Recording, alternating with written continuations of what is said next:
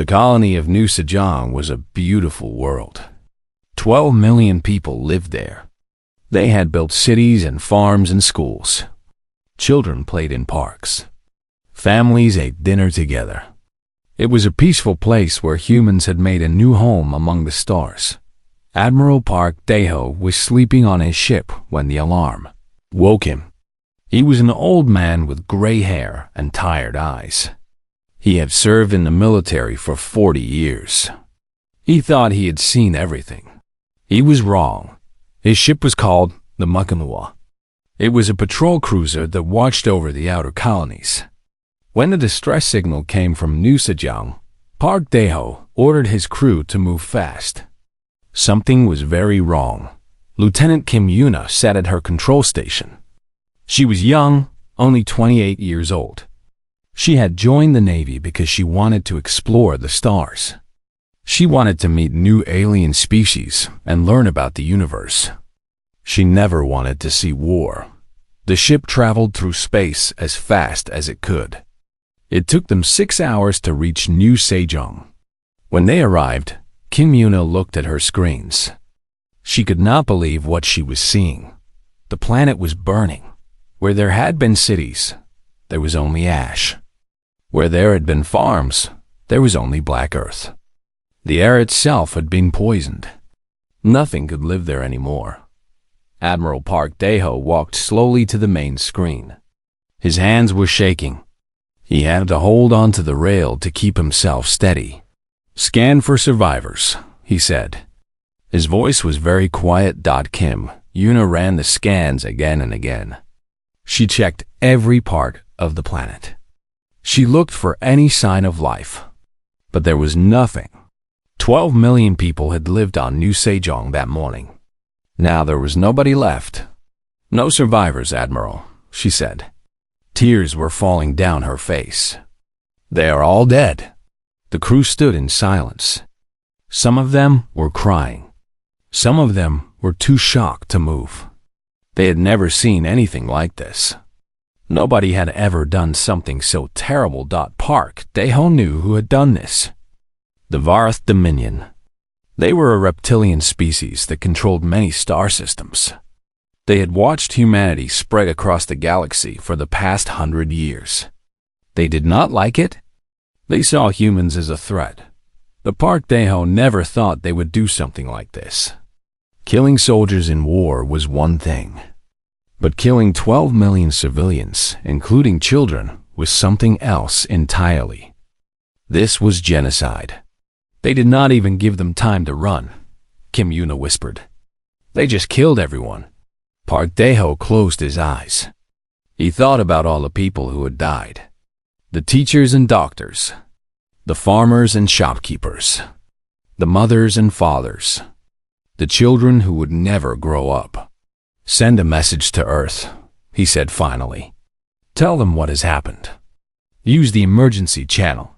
Make sure everyone knows." The message traveled across the stars.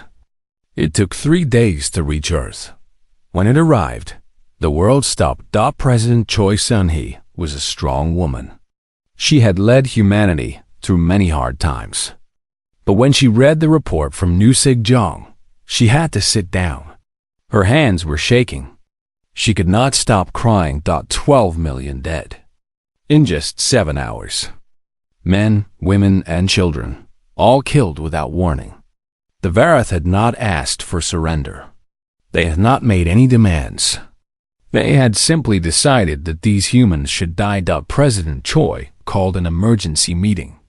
Every leader on Earth came together. Every colony sent representatives. For the first time in human history, there were no arguments between nations. There were no political fights. Everyone agreed on one thing. This could not stand. "They think we are weak," President Choi said to the assembly. "They think we are too scattered to fight back. They think they can kill our people, and we will do nothing." She stood up straight. Her tears had dried. Her eyes were hard now. "They are wrong. Very wrong." The response was faster than anyone expected. Within 12 hours, every human government had agreed to work together. Factories that made cars started making weapons. Scientists who studied medicine started working on military technology. Young men and women lined up to join the military. Humanity had always been a peaceful species. They preferred to trade and explore. They made friends with other alien races. They believed in talking before fighting. But when someone killed their children, something changed inside them. Kim Yuna volunteered for the new strike fleet. She did not want revenge. She wanted justice. There was a difference, she told herself. Revenge was about anger. Justice was about making sure this never happened again. Admiral Park Dae-ho was put in charge of planning the response. He did not smile anymore. He did not sleep much. Every time he closed his eyes, he saw the burning cities of New Sejong. "We will not become monsters," he told his officers. "We will not kill innocent people like they did. But we will make sure they understand the cost of what they have done." Across the galaxy, the Verith Dominion celebrated their victory. They thought they had solved the human problem. They thought the other colonies would be too scared to fight back. They did not understand humans at all. They did not know that humans had survived ice ages and plagues and terrible wars. They did not know that humans were most dangerous when they were protecting their families. The Verith had poked a sleeping giant. And now the giant was waking up very, very angry. In the darkness of space, 1,000 ships began to gather. Humanity was coming, and nothing in the galaxy would ever be the same again. 6 months had passed since the burning of New Sejong. The Verith Dominion thought humanity was too weak to respond. They thought wrong. Tayson was not a big man. He was short and thin with silver hair. He spoke softly and smiled often. He looked like someone's grandfather, not the supreme commander of all human military forces. But looks can be deceiving. He had fought in 3 wars before. He had won all of them. Not because he was cruel or angry, but because he was smart. Very smart. And patient. He knew that revenge was a dish best served cold. The Verith sent an ambassador to meet with him. His name was Kethrol. He was tall and covered in green scales. His eyes were yellow and cold. He walked into the meeting room like he owned it. "Human," Kethrol said, "I come with terms. You will accept them, or more of your colonies will burn." General O smiled kindly. He gestured to a chair. "Please, sit down. Would you like some tea?" Kethrol was confused. He had expected fear. He had expected anger. He had not expected tea. "I do not want tea," he hissed. "I want your surrender." General O poured 2 cups anyway. He took his time. He was in no hurry. "Tell me your terms," he said calmly. Kethrol listed the demands. Humanity must leave 17 star systems. They must pay tribute to the Dominion every year.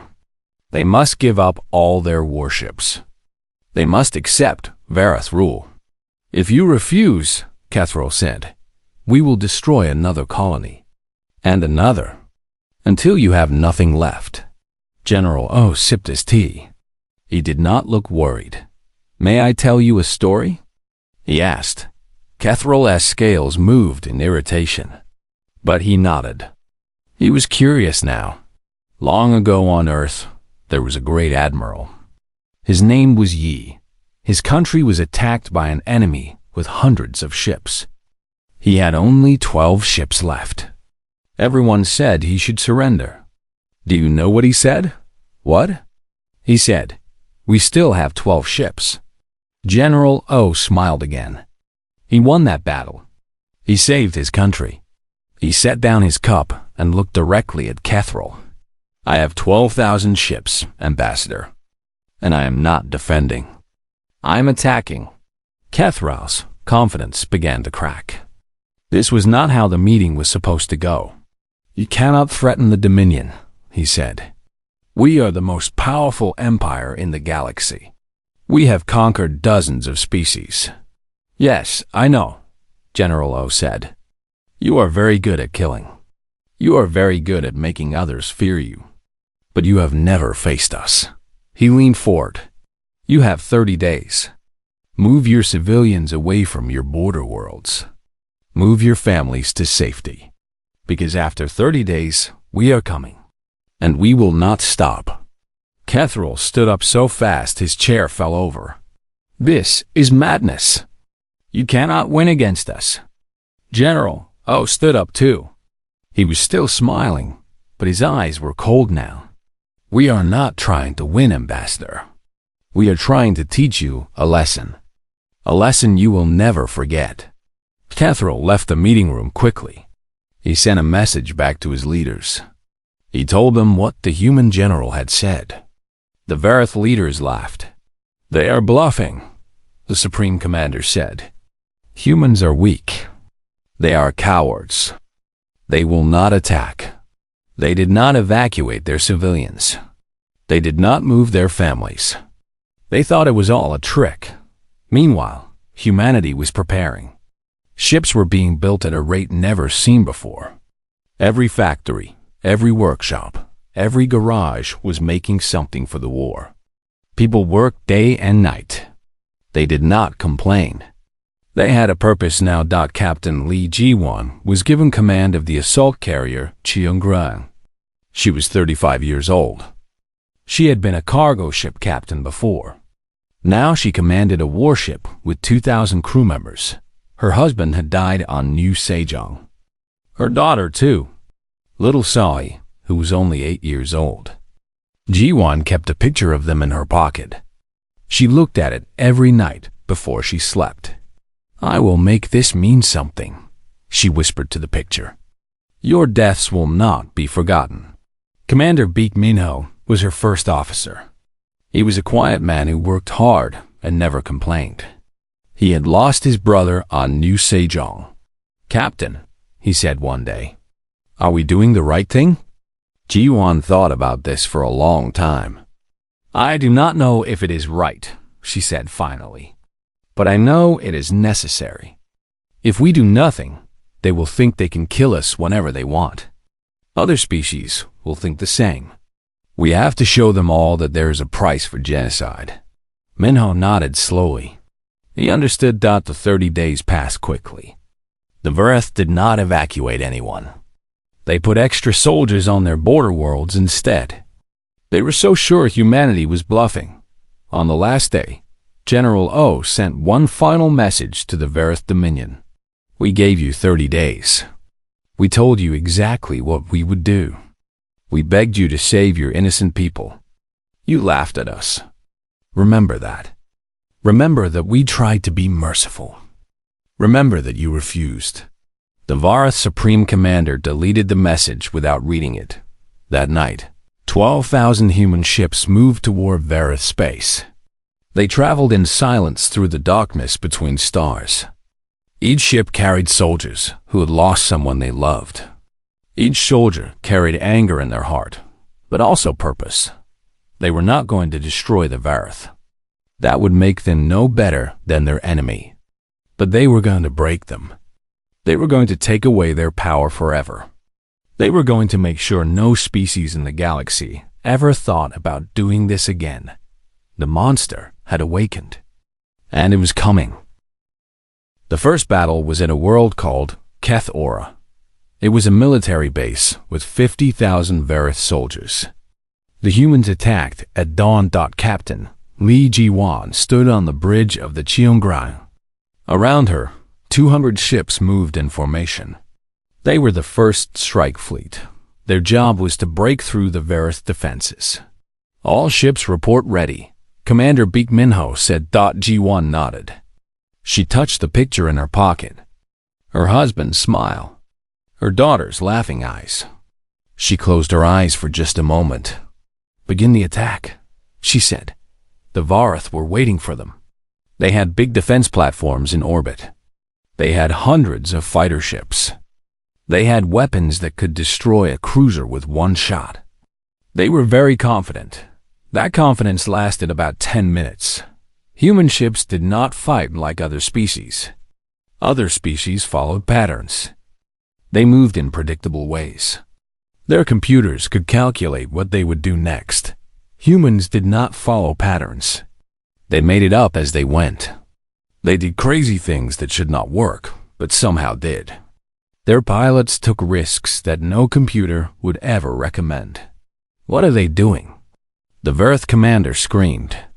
Their formation makes no sense.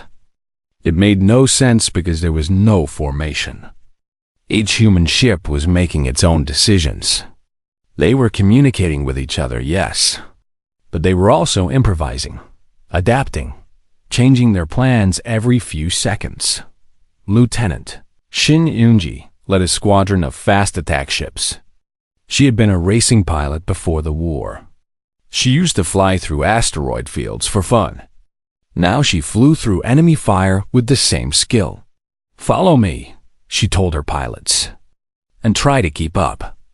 She dove her ship straight toward the biggest defense platform. The Verith gunners tried to track her, but she was too fast. She twisted and turned in ways that seemed impossible. Her ship looked like it was dancing through the explosions.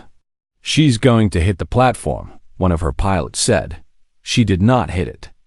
At the last second, she pulled up and fired all her weapons at once. The shots went into the platform's weak point. The whole thing exploded in a ball of fire. "One down," Shin Yunji said calmly. 11 more to go. On the ground, the invasion was starting. Sergeant Major Wang Dongsu led the first wave of Marines. He was 40 years old with a face full of scars. He had been a police officer before. Now he was a soldier. His drop pod hit the ground hard. He was out of it before the dust settled. Around him, 100 other pods were landing. 100 Marines ready to fight. The Verith soldiers were waiting. They were big and strong with sharp claws and thick scales. They thought they would easily defeat the smaller humans. They were wrong. Wang Dongsu moved through the battlefield like a ghost. He did not stop. He did not hide. He just kept moving and shooting. Every shot hit its target. "Push forward," he ordered his squad. "Do not give them time to think." The Verith were surprised by how fast the humans moved. They were used to enemies who attacked and then retreated. Enemies who fought carefully. Humans did not fight carefully. They fought like they had nothing to lose, because many of them felt like they had nothing to lose. Private Kang Yuri was the youngest soldier in Dongsu's squad. She was only 19. She had lied about her age to join the military. Her whole family had been on Yu Sejong when it burned. "Stay close to me," Dongsu told her. "Do what I do." Yuri nodded. She was scared, but she did not run. She followed the sergeant major into the fight. The battle lasted 8 hours. When it was over, Keth Ora belonged to humanity. The Verith military base was destroyed. The soldiers were captured or dead, but Captain Lee Ji-won did not celebrate. She looked at the casualty reports. 300 human soldiers had died. 300 more families would get bad news. "Send the prisoners to the holding ships," she ordered. "Make sure they are treated well. We are not savages." Commander Minho looked confused. "Captain, they killed millions of our people. Why should we treat them well?" Ji-won turned to face him. Her eyes were tired but clear. "Because that is what makes us different," she said. "They killed children. They killed innocent people. We will not do the same. We will defeat them, yes. We will break their military. But we will not become monsters to do it." Minho thought about this. Slowly, he nodded. "I understand, Captain." News of the victory spread across the galaxy. Other alien species watched with interest. The Verith Dominion had seemed unbeatable. Now they had lost their first battle. The Verith leaders were shocked. They had not expected this. They ordered more ships to the front lines. They called up more soldiers. They were not going to lose, but it was already too late. Humanity was moving faster than anyone expected. Every day, more colonies fell. Every day, the human fleet grew stronger. General O watched the reports from his command center. He did not smile. There was nothing to smile about. How many more battles? An aide asked him. As many as it takes, O said quietly. Until they understand. Until everyone understands. The war had just begun, and humanity was only getting started. 2 years into the war, the human fleet reached Keth Prime. It was the Varth homeworld. 4 billion Varth lived there. It was the heart of their empire. Captain Li Ji-wan stood on the bridge of the Chiangrai. She was tired. 2 years of fighting had changed her. There was gray in her hair now, lines on her face, but her eyes were still clear. The Varth fleet is waiting for us, Commander Minho reported. 3,000 ships. Ji-wan nodded. Humanity had 5,000 ships. More than enough. Give them one last chance to surrender, she said. The message was sent. The Varth response came quickly. They would never surrender. They would fight to the death. Ji-wan sighed. She had expected this. Begin the attack. The Battle of Keth Prime was the biggest battle in galactic history. Ships filled the sky like angry bees. Explosions lit up the darkness of space. It was beautiful and terrible at the same time. Lieutenant Shin Yoonji led her squadron into the heart of the Varth fleet. She had become famous during the war. Other pilots called her the Ghost because she was so hard to hit. The Varth had put a bounty on her head. She did not care. Stay together, she told her pilots. Watch each other's backs. They dove into the enemy formation. Varth ships tried to surround them. Yoonji led them through a gap so small it should not have worked. But it did. How does she do that? One of the new pilots asked. She does not think about dying, an older pilot answered. She only thinks about winning. On the ground, Sergeant Major Wang Dong-soo was leading the invasion force. His target was the Central Command building. If they could capture it, the war would be over. The building was huge. A fortress that had stood for 30,000 years. The Varth said it could never fall. They said it was impossible to break. Humans did not believe in impossible. Dong-soo's team fought through the outer walls. They lost 20 soldiers in the first hour. Then 30 more. The Varth were fighting desperately. They knew this was their last stand. Private Kang Yuri was still with the squad. She was not a private anymore. She was a corporal now. She had proven herself in battle many times. Sergeant Major, she said, the main door is too strong. We cannot break through. Dong-soo looked at the massive door. She was right. It was made of metal so thick that nothing could cut through it. But there was another way. The ventilation system, he said. It goes under the building. We can come up inside. The tunnel was dark and narrow. Dong-soo went first. His squad followed. They crawled for what felt like hours. The air was hot and hard to breathe. Finally, they reached the center. They came up through the floor of the main command room. The Varth leaders were there, watching the battle on their screens. They did not expect humans to come from below. The fight was short and brutal. In 5 minutes, it was over. The Varth Supreme Commander was captured. His generals were in chains. Dong-soo stood over his Supreme Commander. The alien was on his knees, scales covered in dust and blood. You, the Supreme Commander hissed. You are just animals. How did you defeat us? Dong-soo looked at him for a long moment. We are animals, he agreed. But we are animals who love our families. And when you hurt our families, we become something worse than animals. He pulled the alien to his feet. Now you will face justice. In space, the Varth fleet was dying. Ship after ship exploded. The humans pushed forward without stopping. They did not give the enemy time to recover. Captain Ji-won watched the battle from her bridge. She felt no joy, only sadness. So much death, so much destruction. And for what? For justice, she told herself. For her daughter. For all the children who died on Yusejong. The Verith Admiral sent a message. He was ready to surrender. He begged for mercy.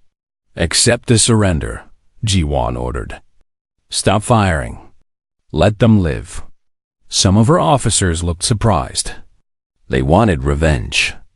They wanted to destroy every Verith ship. They murdered millions, one officer said.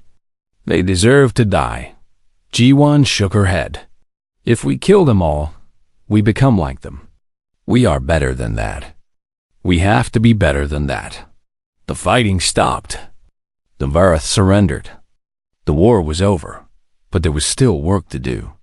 The Verith Empire had to be dismantled. Their military had to be destroyed. Their leaders had to be put on trial. General O arrived on Keth Prime 3 days later. He walked through the streets of the capital city. Verith civilians watched him from their windows. They were afraid. They expected humanity to treat them the way they had treated New Sejong, but the human soldiers did not hurt them. They gave them food. They helped the injured. They protected the children. One young Verith female approached General O. She was trembling with fear. Why do you not kill us? She asked. We killed your people. O looked at her with sad eyes. Your soldiers killed our people. Your leaders ordered it. But you did not. Children did not. Innocent people did not. He knelt down to be at her level. We are not here for revenge. We are here to make sure this never happens again. To anyone, the young Verith did not understand. But one day, she would. Humanity had won the war. But the true victory was not in the fighting. It was in what came after. In choosing mercy when they could have chosen cruelty. In breaking an empire without becoming an empire themselves. The monster had awakened. It had done what needed to be done. And now it was going back to sleep. But everyone in the galaxy would remember. Everyone would know what happened when you threatened humanity. When you hurt their children. When you thought kindness was weakness. They would remember forever. 3 years after the war ended, Ambassador Yoon Haun walked into the Galactic Assembly. Every known species had sent representatives. Hundreds of aliens from hundreds of worlds. They all watched the human woman with a mixture of fear and respect. Haun was 50 years old. She had gray hair and kind eyes. Before the war, she had been a schoolteacher. Now she spoke for all of humanity. The chamber was silent as she took her place at the podium. Thank you for hearing me today, she said. Her voice was calm and warm. I know many of you are afraid of us now. I understand. We have done terrible things in the past 3 years. She paused and looked around the room. But I want you to understand why. A holographic image appeared behind her. It showed New Sejong before the attack. Beautiful cities. Green parks. Smiling families. This was our colony. 12 million people lived here. Teachers and doctors. Farmers and artists. Mothers and fathers. Children who dreamed of growing up to explore the stars. The image changed. Now it showed the burned planet. The dead cities. The poisoned air. The Verith killed them all. Not in battle. Not in war. They simply decided that these people should not exist anymore. They killed children in their beds. They killed families eating dinner. They killed everyone. Yeon's voice cracked slightly, but she continued, We did not want war. Humanity has always preferred peace. We like to trade. We like to learn. We like to make friends with other species. She straightened her shoulders. But when someone kills our children, something changes inside us. Something old and fierce wakes up. Something that has helped our species survive for millions of years. The image behind her changed again. It showed human ships in battle. Soldiers fighting on alien worlds. The fall of Keth Prime. We broke the Varth Dominion. We destroyed their military. We captured their leaders. We took away their power forever. She let these words sink in. But we did not kill their civilians. We did not poison their air. We did not murder their children in their beds. Because we are not like them. We are better than that. A Vareth representative stood up. He was one of the few Vareth allowed in the assembly. His scales were dull with age and shame. Why? He asked. Why did you show us mercy when we showed you none? Hound looked at him for a long moment. Because revenge does not bring back the dead. Because becoming monsters would not honor those we lost. Because we want to build a better galaxy, not destroy this one. She turned back to face the whole assembly. Let me be very clear about something. Humanity will always offer peace first. We will always try to talk before we fight. We will always look for ways to solve problems without violence. Her eyes grew hard. But if any species thinks our kindness is weakness, if any species decides to attack our homes, if any species kills our children, she leaned forward, then you will face what the Vareth faced. You will learn what we are capable of when we have nothing left to lose. You will discover that there is no force in this galaxy more dangerous than humans protecting their families. The chamber was completely silent. The Varth Dominion no longer exists as a power. They are scattered across 100 worlds. They will never unite again. This is not cruelty. This is consequence. They made a choice. They chose genocide. And now they live with the result. Ambassador Hound gathered her notes. We hope this will be the last lesson humanity ever has to teach. We hope that from now on, every species will understand that peace is always the better choice. That talking is always better than fighting. That kindness is not weakness but strength. She smiled softly. But if anyone forgets this lesson, we will be ready to teach it again. She walked away from the podium. The assembly remained silent for a very long time. 50 years later, the galaxy had changed. Not because of fear, but because of understanding. Admiral Kim Yuna was an old woman now. She walked slowly through the memorial park on New Sejong. The planet had been rebuilt. New cities stood where the old ones had burned. New children played in new parks. Beside her walked her granddaughter, Park Minji. She was 18 years old. She wore the uniform of a fleet cadet. Grandmother, Minji said quietly, do you ever think about the war? Yuna stopped walking. They were standing in front of a great wall made of black stone. 12 million names were carved into it. Every person who had died that terrible day. Every day, Yuna said. I think about it every single day. She reached out and touched one of the names. An old friend. Someone she had loved very much. Do you think it was worth it? Minji asked. All the fighting. All the death. Yuna was quiet for a long time. I do not know if anything is ever worth that much pain, she finally said. But I know we did what we had to do. And I know the galaxy is different now because of it. She turned to face her granddaughter. No species has attacked a human colony since the war. No species has tried genocide against anyone since the war. They all remember what happened to the Vareth. They all know the price. Minji nodded slowly. She looked at the wall of names. Is that peace? She asked. If they are only peaceful because they are afraid of us? Yuna smiled sadly. It is a start. Maybe their children will be peaceful because they choose to be. Maybe their grandchildren will be peaceful because they do not know any other way. Change takes time. She took Minji's hand. Your job is to make sure nobody ever has to learn this lesson again. To be so kind and so strong that violence becomes unthinkable. To build a galaxy where children of every species can grow up without fear. Minji looked up at the sky. Ships moved among the stars. Human ships. Earth ships. Ships from a dozen other species. All trading. All exploring. All at peace. I will try, grandmother. Yuna squeezed her hand. That is all any of us can do. Try and hope. And never forget why peace matters.